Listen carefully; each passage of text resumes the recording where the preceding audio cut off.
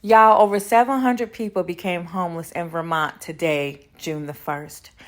Vermont used their COVID funds to initiate a hotel voucher program so that those people who needed housing were able to stay in hotels.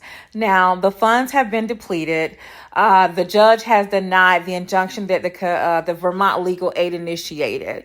Now, one hotel, the Econo Lodge in Montpelier, is allowing their residents to stay an additional 2 weeks to find housing. This is the first deadline, y'all. The second deadline, July the 1st, the rest of the people are going to be homeless, and those are over 1,000 people. Now, when they were put into the hotel, the state paid the hotel $3,000 security deposit, which is supposed to go back to the family so they can find housing. But they're only getting $500 because the hotel is saying we need to keep the rest of the security deposit for hotel repairs. So where are they going to find a place to stay with $500?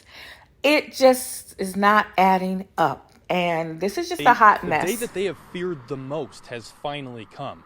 And the owners here at the Econo Lodge Motel in Montpelier were gracious enough to give those staying here in the program a 2-week extension to help them find other housing opportunities. But hundreds today in Vermont across the state were not as fortunate, and it was a very emotional day to forget for them.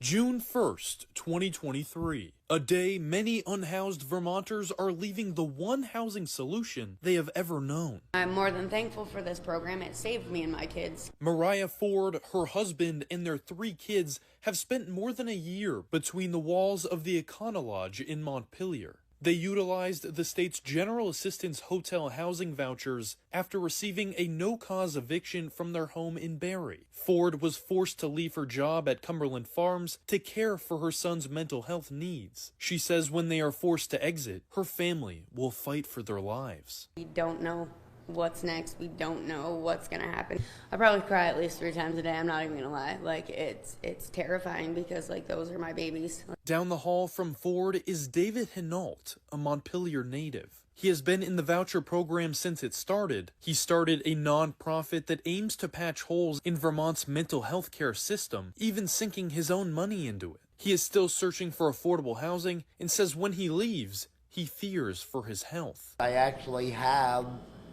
dead tissue on the brain.